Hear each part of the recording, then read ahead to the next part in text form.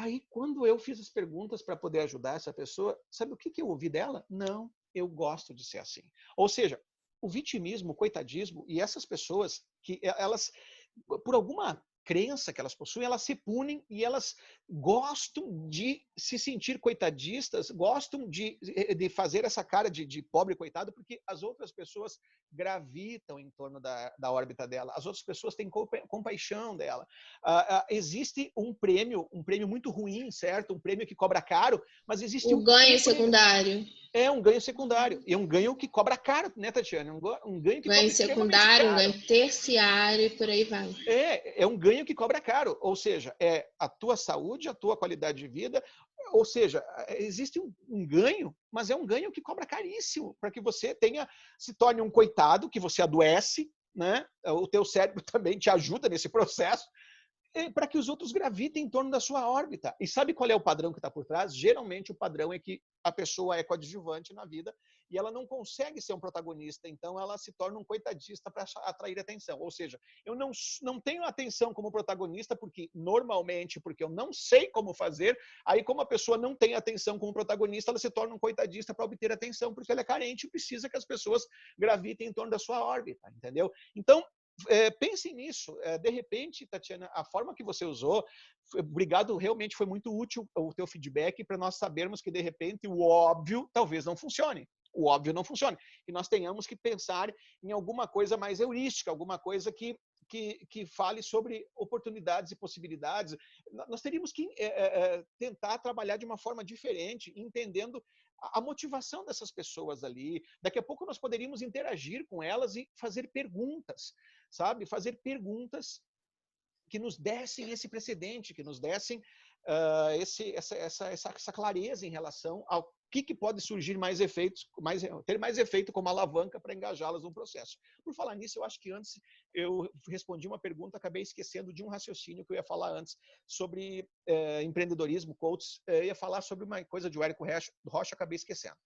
O Érico, ele fala uma coisa interessante, tem muitas pessoas que não têm um produto e lançam. Ou sabe o que é? Eu acabei passando ali, porque a gente acabou respondendo outras perguntas e acabou passando. Mas tem muitas pessoas que não têm um produto, ou seja, lançamento sem você ter um produto. Sabe que coisa louca, né? Eu vou lançar um produto e vou colocar à venda um produto que não tem. Mas como assim?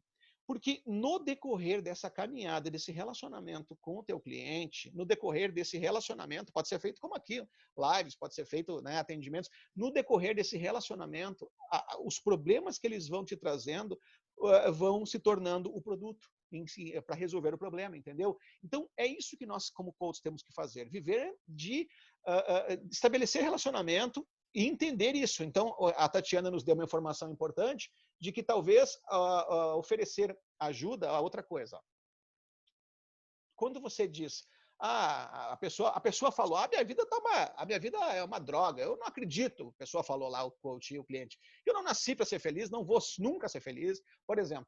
Adianta você dizer para essa pessoa o seguinte, não, que bobagem, não acredita nisso, não.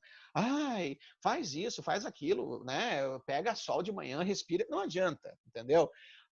Crença limitante, nós como coaches, não sei, Tatiana, você já fez aquela parte do curso em que eu mostro como elicitar perna de crença limitante? Ou seja, nós trabalhamos reedição com estrutura de crença limitante, mas eu também tenho uma disciplina que eu abordo elicitação de conteúdo de crença, ou seja, elicitação de perna de crença limitante. Você já No chegasse? practitioner, né? No Tem também. Tem practitioner. no coach e tem no practitioner. É a elicitação de Eu vi conteúdo. no practitioner. Tem Como eu fiz também. o teu curso do practitioner online, eu vi. Tá, então tá, obrigado. Então tem lá elicitar conteúdo o foco nosso para alteração de padrão, quando há, veja bem, ó, o nosso foco, sim, Bruno, exatamente, baseado no metamodelo.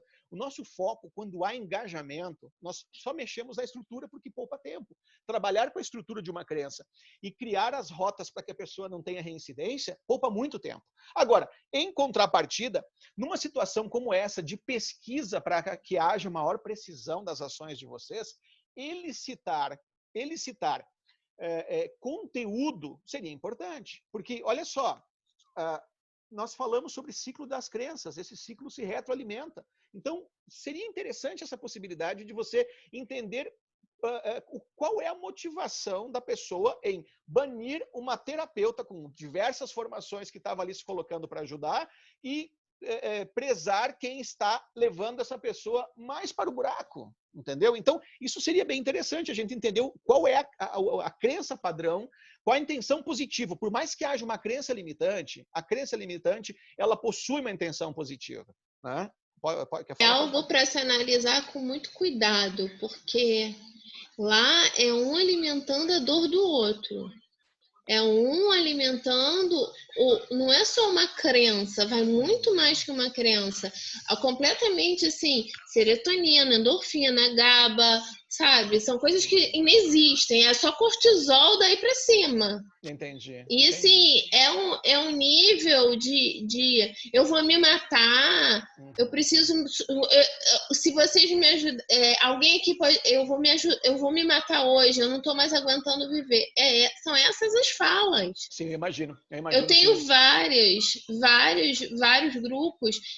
Inclusive, eu não tinha. Se eu postasse uma palavra positiva, eu não tinha. Se eu tinha 5 curtidas, era muito. Eu testei isso. E aí Entendi. eu busquei assim, eu peguei um post e fiz assim, sinais de que eu sou ansioso. Eu tive para mais de 50 curtidas. Olha só, Entendeu? interessante. Eu testei isso. Eu disse assim, não, e não é esse viés que eu quero. Então eu tenho que repensar. Ok. Agora, uma coisa importante. Obrigado mais uma vez, Tatiana. Uma coisa importante, ó. Uma coisa importante. Nós aprendemos uma coisa importante, o que eu já comentei com vocês, que quando um coach...